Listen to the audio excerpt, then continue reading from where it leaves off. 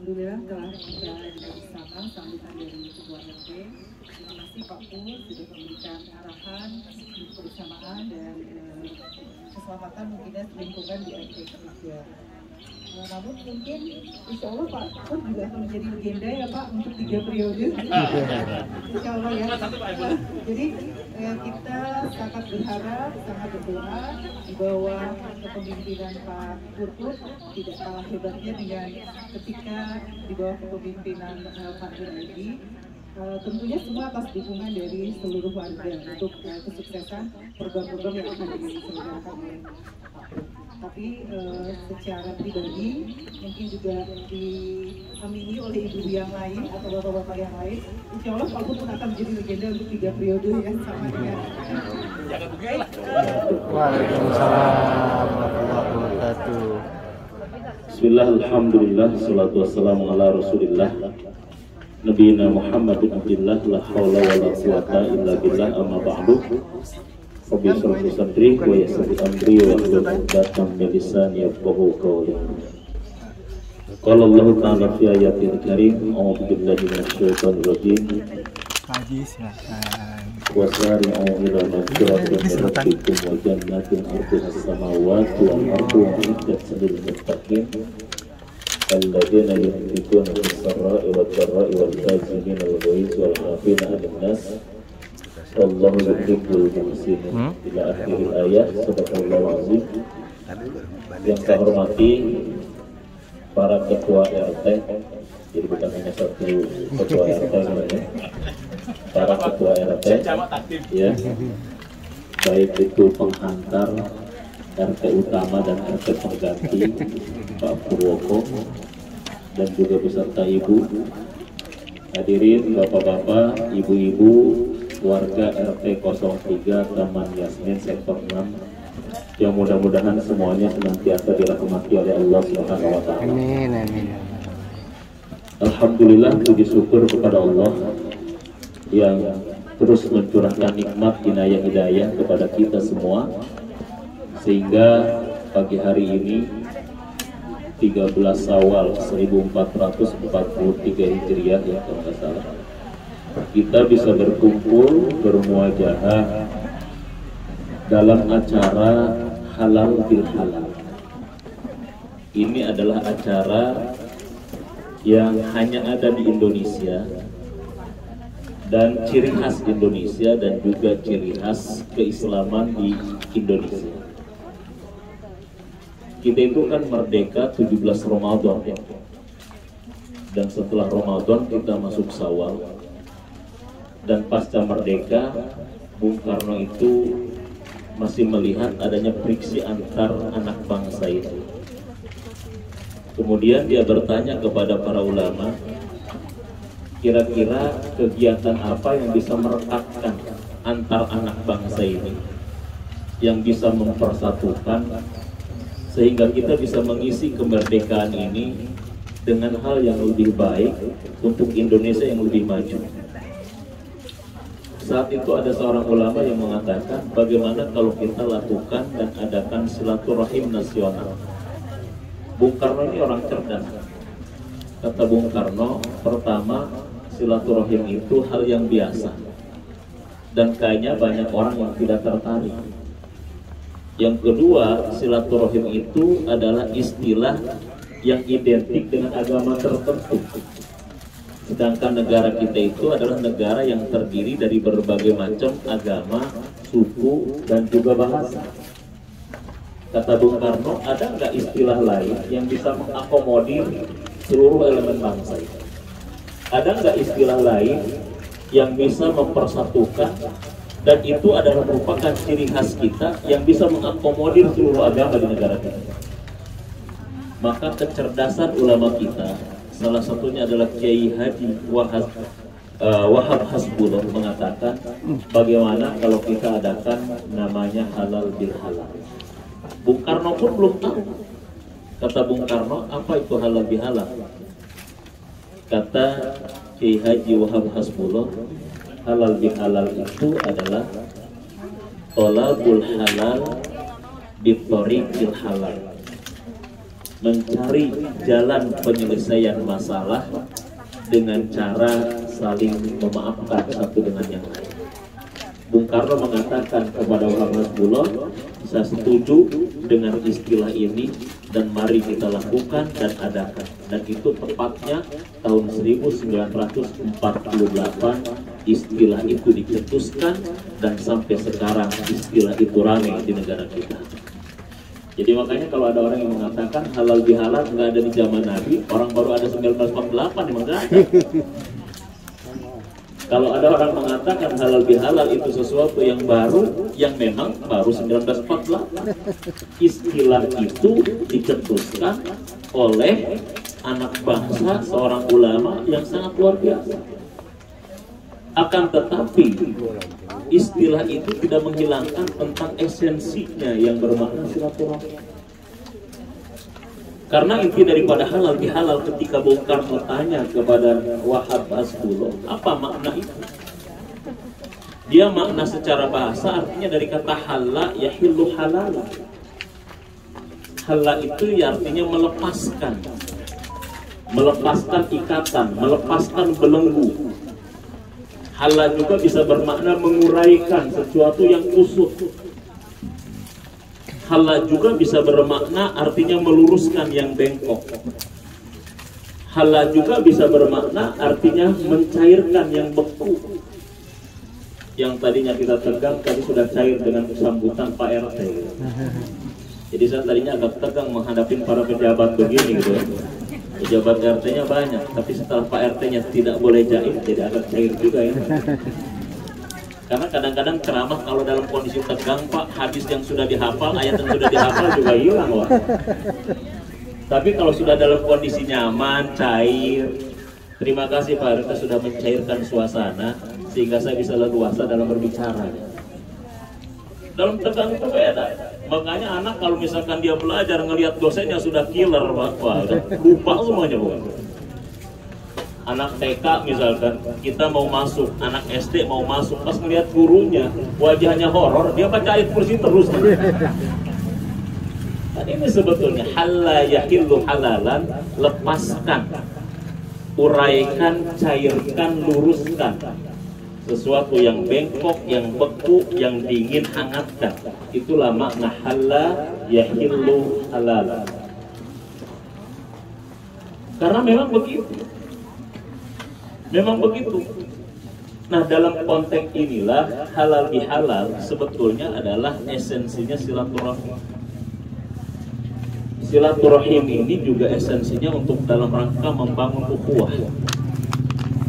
Kata Ali bin Abi Thalib, kekuatan itu muncul karena adanya kejamaah. La quwata illa bil jamaah, wala jamaah illa bil ukhuwah, wala ukhuwah illa bis silaturahim. Tidak akan muncul kekuatan tanpa adanya jamaah. Jamaah itu kelompok, komunitas. Tidak akan muncul kekuatan atau komunitas jamaah tanpa adanya ukhuwah, persaudaraan. Dan persaudaraan dibangun karena silaturahim. Jadi dari silaturahim muncul persaudaraan, dari persaudaraan muncul jamaah, kelompok, komunitas, dari kelompok muncul kekuatan. Jadi kalau sudah bersama-sama kuat itu. Makanya dalam kebersamaan ini Nabi mencontohkan dengan jari tangan. Kata Rasul, dalam hidup bermasyarakat ini, kata Rasul seperti jari tangan. Kun kal anamir, jadilah kalian seperti jari-jari tangan. Jadi Rasul itu adalah Nabi yang sangat cerdas, luar biasa. Beliau mengilustrasikan kekompakan, kejamaahan, komunitas itu layaknya harusnya seperti jari tangan. Jari tangan ini sama nggak, Pak? Bu? Sama nggak? Kalau jempol semua kira-kira gimana, Pak? Jari tangan ini kan nggak sama. Ini kan sebetulnya gambaran realita di masyarakat. Kalau misalkan jari tangan kita jempol semua juga repot. Ya. Kalau jari tangan kelingking semua juga repot. Rasul mengatakan dalam bermasyarakat pun kal anabil, jadilah seperti jari tangan atau seperti dua tangan ini. Kalau tangan kiri kita gatal kan nggak mungkin bisa digaruk oleh tangan kiri sendiri, butuh tangan kanan. Jari tangan ini gambaran miniatur hidup masyarakat. Nabi hanya menjelaskan begitu, kemudian saya menerjemahkan bahasa Nabi, jari tangan itu gambaran apa? Saya terjemahkan kira-kira sudah nyata. Boleh dong saya menafsirkan gitu loh, supaya bisa membumi gitu loh ya. Bahasa Nabi yang melangit itu, yang bersumber dari langit itu, gimana supaya bisa membumi? Saya coba terjemahkan apa maksud Nabi dari seperti jari tangan. Saya lihat kan jempol ini seperti halnya seorang leader, pemimpin. Leader ya, bukan dealer ya. Pemimpin ini kan kalau misalkan ternyata rakyat bawahan bagus, rakyat bagus, anak buah bagus, kan dikasih jempol. Kalau kata Pak RT tadi dikasih reward. Tapi kalau kurang bagus dikasih punishment. Jadi kalau reward jempolnya ke atas, kalau punishment jempolnya ke bawah.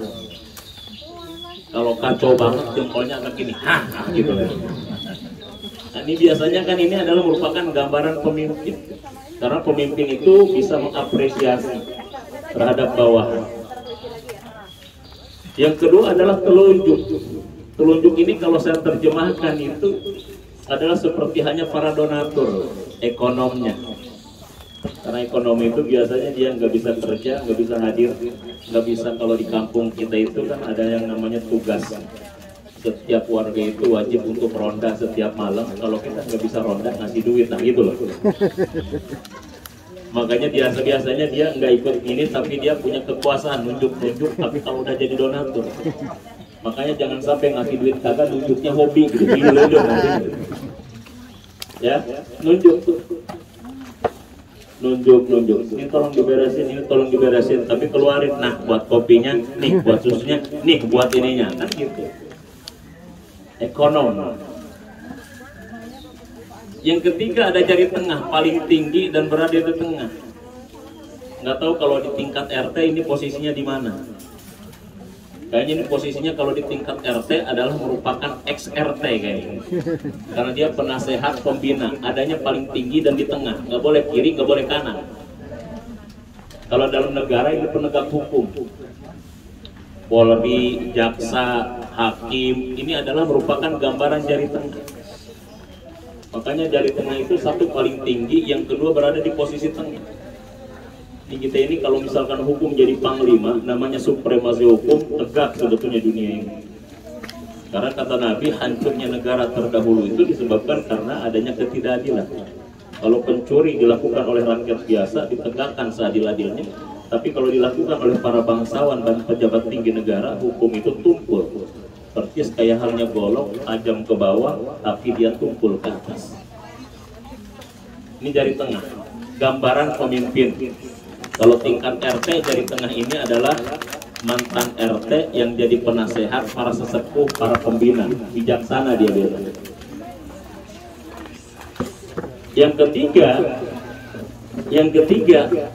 Yang keempat adalah jari manis. Nah, kalau jari manis ini kan gambaran muda-mudi ya.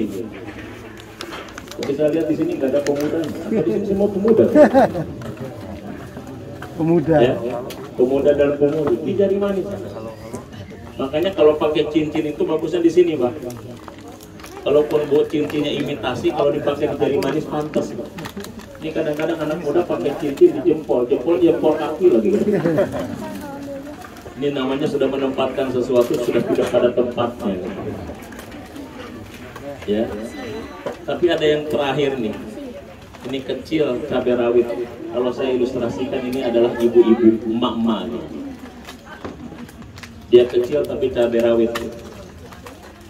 Dia kemana aja masuk, ke hidung masuk, ke telinga masuk. Kan? Makanya kalau urusan emak-emak sudah turun tangan, beres sebetulnya. Betul nggak? Ini kalau nggak ada emak-emak, ini kayaknya boro-boro ada kue guys. Bapak-bapak kan praktis, jalan-jalan kemana aja segala dibawa yang gituan, padahal dia yang makan duluan. Betul nggak Pak?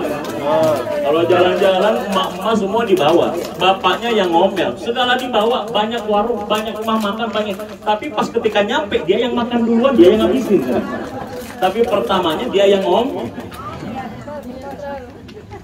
Ini mama kecil tapi dia cabai rawit, semuanya selesai. Tapi kalau misalkan kita dulu waktu kanak-kanak, ini kalau jari-jari ini sweet, dulu itu kan kita kalau mau melakukan sesuatu biasanya suka sweet. Betul nggak? Ini kelingking kalau sweet dengan ibu jari yang menang yang mana? Ibu jari ini tadi apa? Pemimpin. Bapak-bapak pemimpin. Kalau kelingking sweet dengan ibu jari yang menang yang mana? Yang menang yang kelingking. Jadi Pak Purwoko sama Bu Purwoko kalah dia. Walaupun dia pemimpin gagah gede, tapi tetap ya ma. Saya kalau misalkan lagi ceramah, Kapolda telepon saya angkat. Makanya saya panggil istri saya namanya Kapolda, kepala polisi dapur. Kalah ini. Tapi kalau kelingking sweet dengan telunjuk, yang menang yang mana Zata? Yang telunjuk tadi gambaran siapa? Gambaran siapa? Ekonom. Gambaran orang kaya yang punya duit. Semomel apa pun mama kalau pakai duit kan berhenti dia diam. Makanya dia kalahnya sama ini Pak. Duit coba kalah dia. Tapi kalau sama ini Pak menang. Makanya presiden pertama sampai yang ketujuh kecuali presiden yang keempat semuanya kalah takluk di bawah. Orang Fir'aun saja, Fir'aun siapa sih manusia lebih galak daripada Fir'aun? Tetap sama istrinya sama takluk. Kenapa Nabi Musa nggak jadi dibunuh sama Fir'aun? Kenapa nggak dibunuh? Itu gara-gara istrinya. Abang mau bunuh Musa, langkahi dulu ya. Nggak jadi Fir'aun. Jadi sejarahnya Fir'aun saja takluk kepada siapa? Kita angkat dulu ibu-ibu biar nanti nyiapin makanannya makin banyak. Repot kalau ibu-ibu ini kan nanti makanan dibawa semua. Jadi artinya apa Bapak dan Ibu yang dirahmati oleh Allah? Kita nggak bisa bermasyarakat itu sendiri. Inilah sebetulnya halal bihalal spiritnya yang dibangun oleh para pendiri bangsa kita.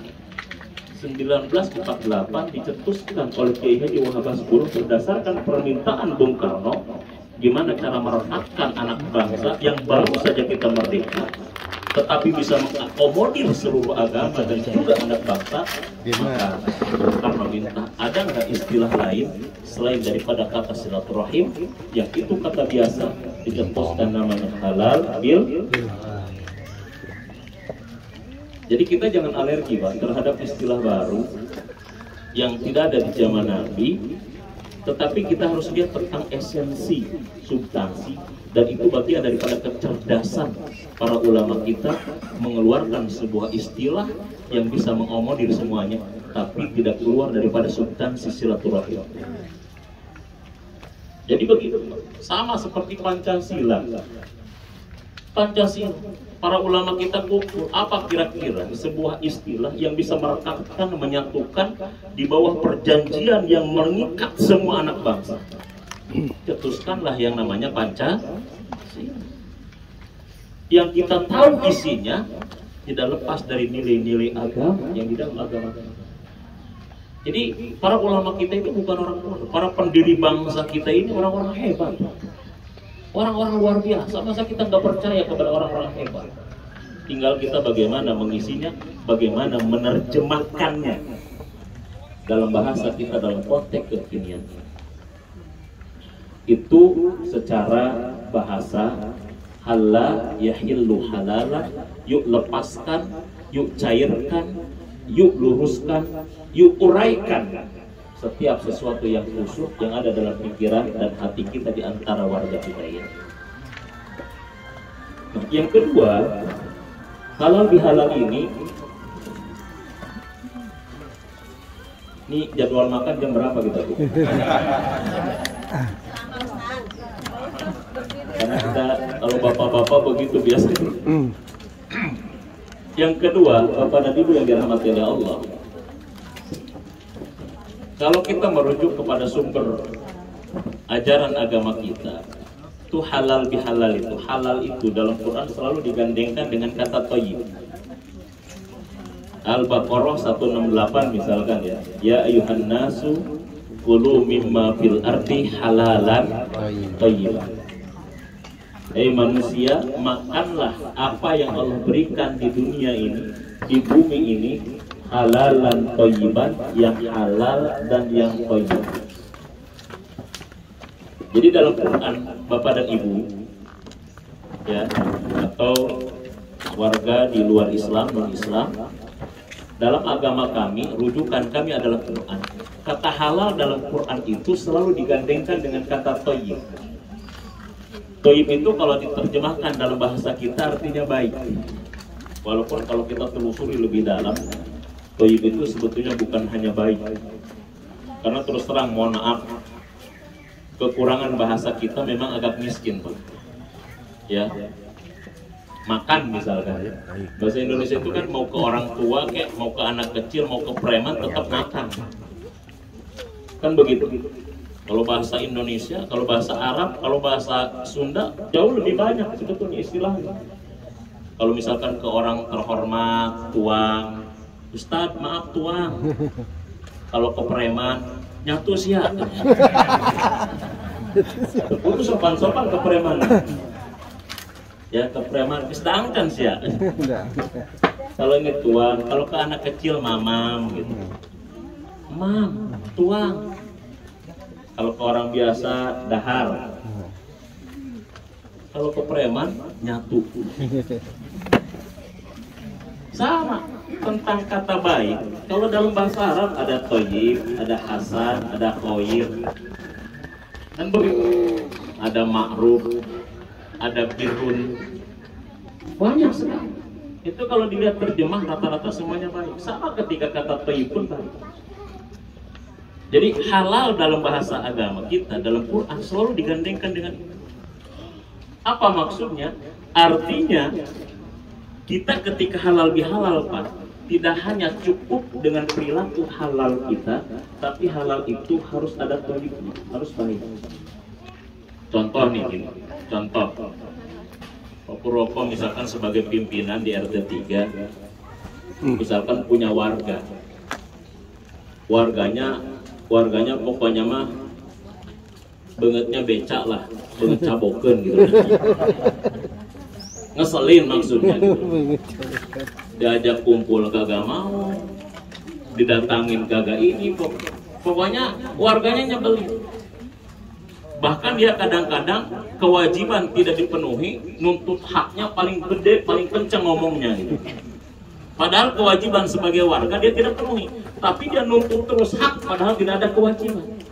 Secara agama, secara hukum, gimana cara kita? Ada orang pelit, ada orang pikir, ada orang kayak tadi, kita diamkan secara hukum boleh. Atau ada orang yang zolim kepada kita balas dengan kezoliman yang sama, secara hukum boleh. Namanya ada kisos, secara hukum boleh. Ada orang pelit, kita pelitin lagi, secara hukum boleh nggak? Halal nggak? Ada orang kalau ketemu kita buang muka, ketemu kita buang muka, kita buang juga walaupun cuma satu setel, buang juga. Boleh juga secara hukum, halal secara hukum. Tapi halal itu tidak thayyib. Halal yang thayyib yang kayak gimana? Ada orang ketemu kita buang muka, kita ambil mukanya, kita kasih lagi. Nih muka gua nih. Itu halal plus thayyib. Ada orang yang jarang mengunjungi kita, jarang silaturahim kepada kita, kita tetap kunjungi dia. Itu bukan hanya halal tapi thayyib. Ada orang yang tidak pernah merangkul kita, ada orang yang menzolimi kita. Kita bukan hanya menzolimi, tapi kita balas dengan kebaikan, kita maafkan, kita baikin, itu halal plus thayyib. Makanya dalam Quran tidak cukup kita itu hidup halal, tapi halal itu harus thayyib. Yang kata Nabi ini disebut dengan afdolul fadhail, best of the best. Amalan yang paling utama di antara yang paling utama. Apa kata Rasul? Pertama adalah sil man qata'aka, menyambungkan dengan yang memutuskan. Silaturahim itu ada 3 levelnya. 1, menyambungkan dengan yang sudah nyambung. Ini levelnya masih gampang, Pak. 2, menyambungkan dengan yang belum nyambung. Ini agak sedikit sulit. Nah, yang paling sulit dan berat 3, menyambungkan dengan yang memutuskan. Wah, ini yang berat. Dan kadang kita dengan saudara kandung aja sama yang memutuskan, kita mau nyambung-nyambungin. Kalau nggak suami, istrinya ngomong, ngapain sih Pak didatangin dulu? Emang kita yang butuh dia? Enak aja dia. Kita kan yang paling tua, dia kan yang paling banyak butuh sama kita. Ngapain kita datang-datangin juga? Bebelian amat sih. Betul, Bu? Bu, suka emosi kayak gitu nggak kira-kira?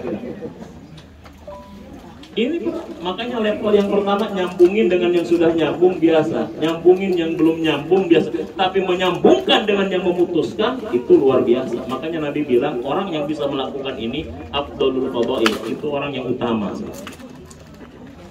Amalan yang utama, amalan yang unggul, best of the best itu.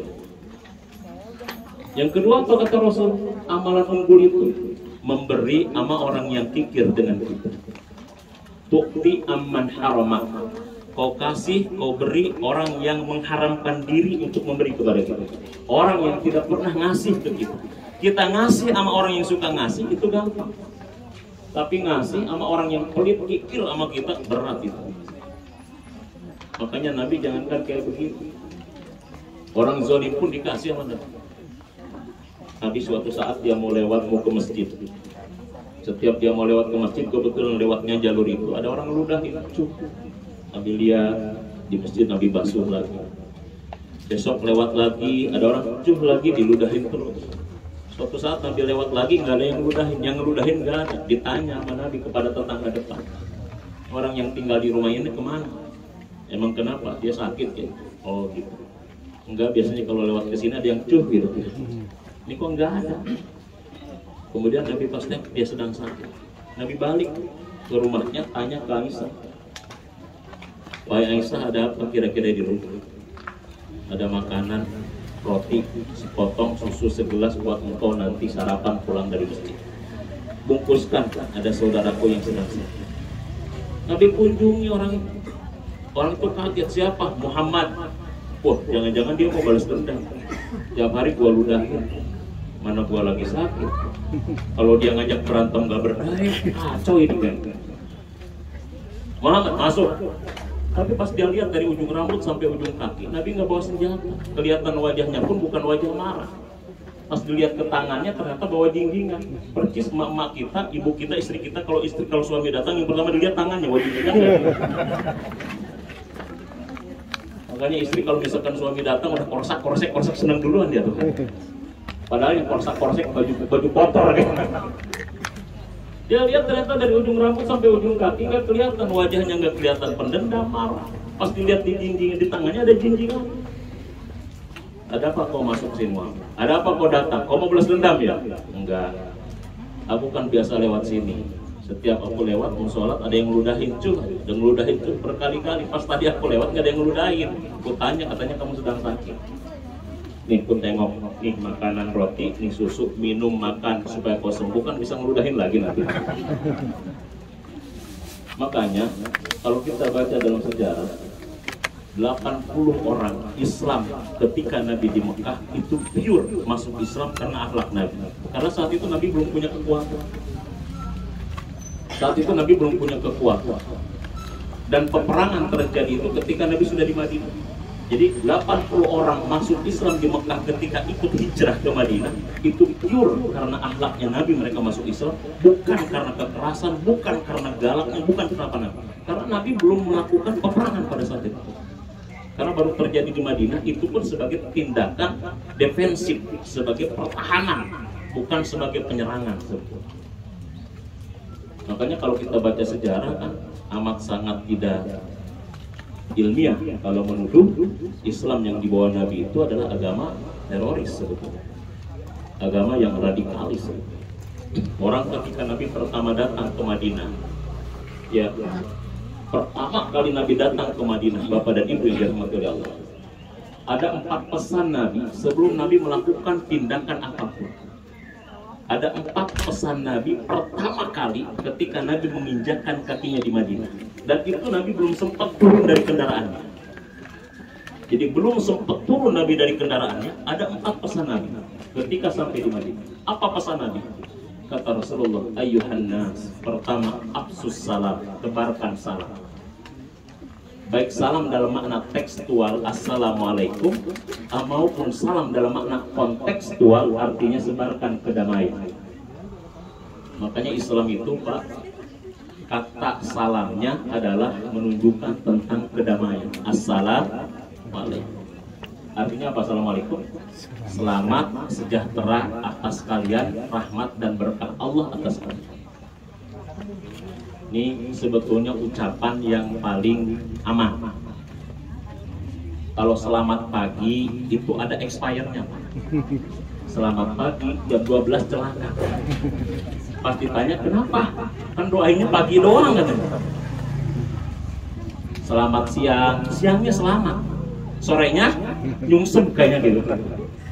Tapi kalau assalamualaikum itu berlaku dari pagi sampai sore sampai kapan?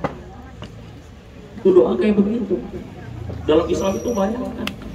Nggak irit kita mendoakan. Ya, nggak dicicil. Karena kita biasa nyicil, didoain juga kadang-kadang nyicil. Selamat pagi. Kalau mau selamat pagi, siang, sore, malam sekalian ya, biar selamat semua. Jadi bayangkan pesan pertama pun kayak begitu. Pesan kedua apa kata Rasul? At'imut ta'am. Beri orang makan kata Rasul. Yang ketiga apa? Wasilul arham, sambungkan tali silaturahim. Dan yang keempat, wasallu wan nasu niyam, salat ketika manusia tidur. Bayangkan 4 pesan pertama Nabi, 3 terkait dengan hubungan dengan manusia dan 1 terkait dengan hubungan dengan Allah. Enggak Pak, silakan. Masih ada Pak yang kosong di samping kiri saya. Alhamdulillah berarti. Biasanya kan Pak kalau halal bihalal, kalau silaturahim kursinya yang banyak, orangnya kosong. Ini ternyata kursinya nggak cukup, masya Allah. Berarti partainya mantap ya. Ya Pak, ini ada bang apa Pak? Ya.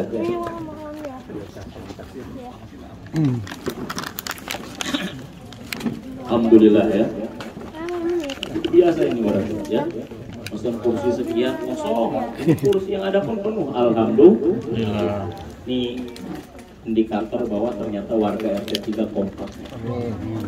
Insya Allah. Jadi 4 pesan Nabi ketika pertama menginjakkan kakinya di Madinah. 3 terkait dengan hubungan dengan manusia, 1 terkait dengan hubungan dengan Allah. Absus salam, at'imut ta'am, wasilul arham, wan nasuniyam, wasallu wan nasuniyam. Tebarkan salam, beri orang makan. 3. Yang ketiga, sambungkan tali silaturahim. Yang keempat apa kata Rasul? Yang keempat adalah sholat ketika manusia tidur. Bayangkan 3 hubungan dengan manusia, 1 hubungan dengan Tuhan, dengan Allah. Kenapa? Karena memang agama ini adalah agama yang sangat mengedepankan dan menekankan tentang bagaimana kita menjalin hubungan dengan sesama manusia. Hadirin jamaah yang dirahmati oleh Allah Subhanahu wa taala, ini makna halal bihalal yang pertama. Oleh karena itu, karena halal bihalal itu artinya adalah silaturahim, maka kalau sudah bicara silaturahim, ini amat sangat banyak sekali dalil yang menegaskannya. Kenapa kita harus silaturahim? Salah satunya pertama, kita adalah makhluk yang kebergantungan, yang tidak bisa hidup sendiri. Pak, Bu, ada yang bisa hidup sendiri Pak? Jangankan kita cuma di Yasmin sektor 6. Nabi Adam diciptakan Allah di sorga. Nabi Adam diciptakan di mana? Di surga. Tapi karena Nabi Adam diciptakan di sorga sendiri, nggak betah. Orang di sorga aja sendiri nggak betah, apalagi ini cuma di Yasmin. Saya tanya kira-kira, nih Pak RW nih, Pak RT saya Pak Purwoko. Kalau kira-kira warga ini semuanya sudah pergi, Pak Purwoko mau nggak tinggal sendiri aja dia? Nah, Jadi kenapa kita harus silaturahmi? Kita itu makhluk yang bergantung satu dengan, makanya ayat mengatakan khalaqal insana min Allah yang telah menciptakan manusia dari alaq. Alaq itu kita kalau baca diterjemahkan segumpal darah. Padahal makna dasar alaq itu yang bergantung di dinding rahim, kebergantungan. Jangankan orang hidup, orang mati aja masih butuh kepada orang yang hidup. Orang mati aja masih bergantung kepada orang yang hidup. Butuh didoakan, butuh dimohonkan ampun, butuh kita sedekahin. Orang mati, apalagi orang. Makanya kalau ada orang yang mengaku saat tidak butuh orang lain, biarin aja nanti. Kalau ada orang kayak begitu, PRT langsung bilang, yang ngerasa tidak butuh, kalau mati mandi sendiri, gali kubur sendiri, berangkat ke makam sendiri aja pokoknya. Ada manusia yang gak butuh orang lain. Makanya kenapa kita harus silaturahmi? Karena kita makhluk yang kebergantungan. Bahasa sosiologinya namanya makhluk sosial. Sok sial, kadang sok, kadang sial. Orang banyak soknya pasti banyak apanya? Ya, jangan sok, nanti banyak sial. Makhluk bermasyarakat, nggak bisa hidup sendiri. Karena kita tidak bisa hidup sendiri, makanya jalin silaturahmi. Jalin ukhuwah.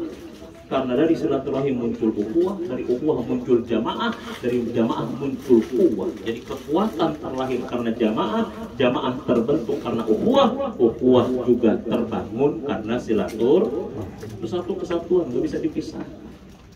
Nggak bisa dipisahkan satu dengan yang lain. Makanya dalam Quran ada 4 model ukhuwah. Ukhuwah itu dari kata artinya persaudaraan. Persaudaraan itu dari kata artinya persamaan. Disebut saudara karena kita sama. Sama dalam sisi nasab, saudara senasab namanya. Sama dari sisi agama, saudara seagama, namanya ukhuwah Islamiyah. Sama dari satu wilayah, namanya ukhuwah watoniyah. Sama-sama kita di tanah air kita. Sama dari sisi apa? Sama juga dari sisi sifat. Sama juga dari sisi apa? Dari sisi sama-sama manusia, namanya ukhuwah basyariyah. Makanya karena kita persamaan sisi manusia, ukhuwahnya basyariyah. Karena kita sama di wilayah yang sama, ukhuwah watoniyah. Karena kita sama dari sisi nasab, ukhuwah nasabiyah. Karena sama agama, ukhuwah ad-diniyah. Jadi persaudaraan karena agama, persaudaraan karena bangsa, persaudaraan karena manusia, persaudaraan karena saudara. Jadi arti saudara itu adalah persamaan. Makanya bahasanya saudara. Kalau orang Sunda bilangnya saudara. Kita itu menghirup udara yang sama, saudara. Makanya udara kita jangan dicemari, jangan dikotori, karena kita semuanya saudara. Sama-sama menghirup udara yang sama. Itu namanya apa, Pak? Saudara. Kan begitu kita saudara. Jadi kita itu sama, saudara. Makanya saya kalau ke Yasmin semuanya saudara ya. Kalau lapar saya nggak perlu ke warteg. Ke dapurnya Bu Eli, ke dapurnya Pak Purwoko. Karena kita sama-sama betul, Bu? Pak, jadi kalau saya datang saya saudara ya, Pak? Siap? Siap. Nanti datang. Jadi kita nggak usah makan di mana-mana, kan banyak di situ. Datang aja ke dapur ini, dapur ini. Jadi istri nggak usah masak kayaknya. Orang kita yuk kita bangun persaudaraan itu. Jangan sepelekan tentang silaturahim. Ada 3 amalan kata Rasul yang bisa merubah takdir. Catat. Ada 3 amal yang bisa merubah takdir. Dan amal ini dong. Apa yang pertama? Yang pertama amal yang bisa merubah takdir adalah doa. La yuraddul qada'u illa bid-du'a. Tidak ada yang bisa merubah takdir kecuali doa. Pertama doa. Yang kedua yang bisa merubah takdir adalah apa? Yang kedua adalah sedekah. Salah satu takdir yang bisa dirubah adalah tentang umur. Umur ini kan takdir. Kita nggak tahu umur kita tentang sampai kapan. Dalam riwayat yang sahih, ini banyak disampaikan dalam banyak kitab. Suatu saat Nabiullah Ibrahim alaihissalam kedatangan tamu. Yang tamu itu dia mau mengundang Nabi Ibrahim untuk di acara pernikahannya besok. Datang tamu itu kepada Nabi Ibrahim. Pas datang tamu itu kepada Nabi Ibrahim, tidak lama setelah tamu itu pergi, malaikat maut datang kepada Nabi Ibrahim. Assalamualaikum, waalaikumsalam.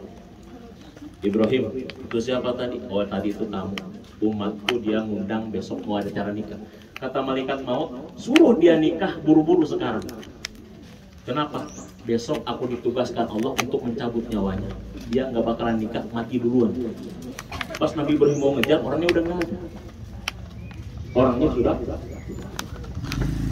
Nabi Ibrahim juga kasihan, sampai besoknya ditunggu orang itu sampai nikah.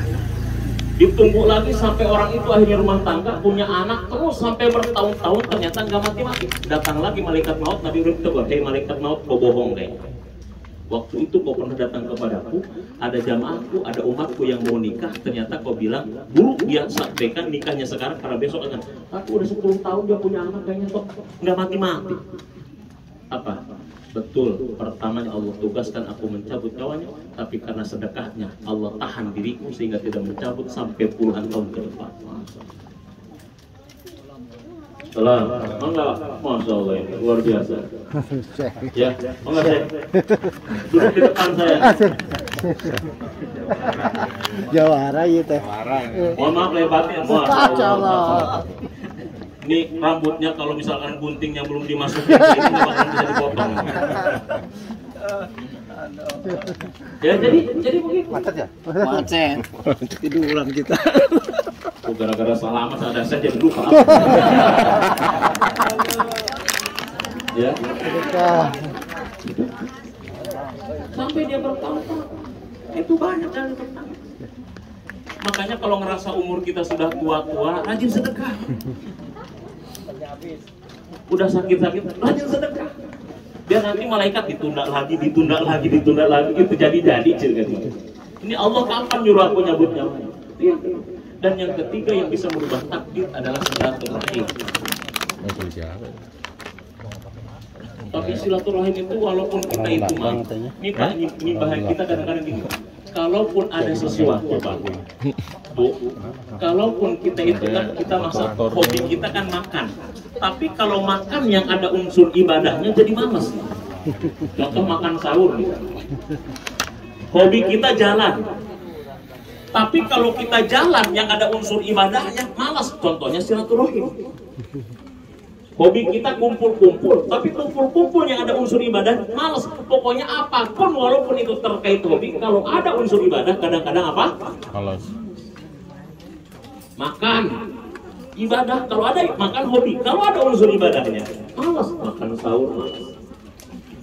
Jalan-jalan hobi kita, tapi kalau jalan ada unsur silaturahim, rumah saudara, malas kadang-kadang. Kumpul-kumpul hobi kita, tapi kalau kumpul ada nilai ibadahnya juga mau.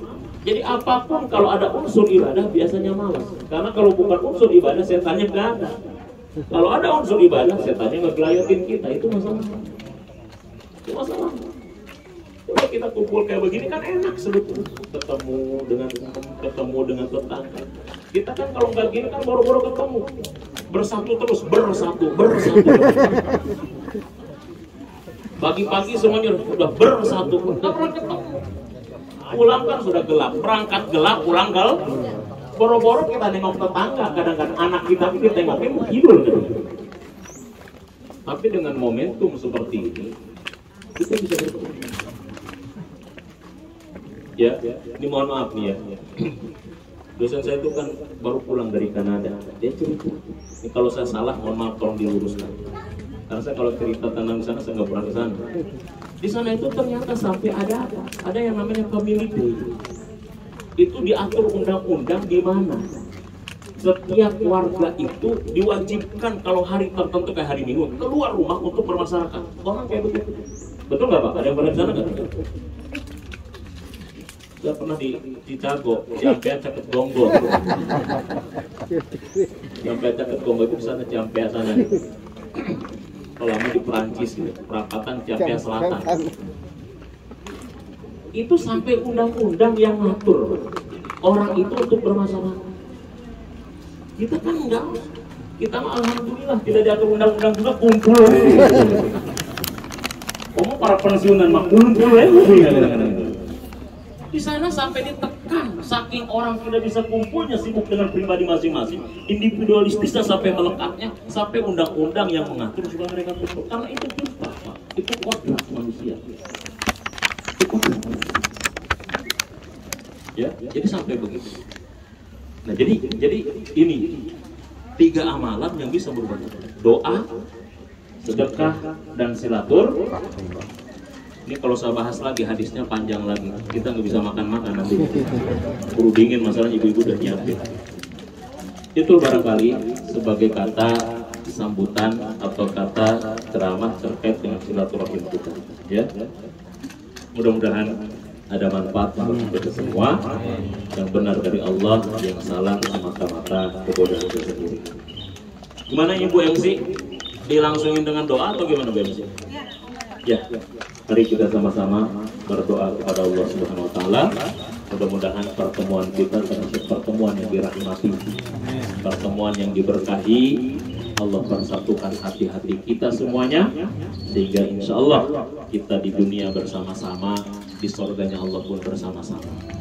Allahumma sholli ala sayyidina Muhammadin fil awwalin wal akhirin wa barik wa sallim warḍallahu ta'ala li sahabati rasulillah ajmain. Rabbi ighfir lana wa li walidina warhamhum kama rabbawna shighara.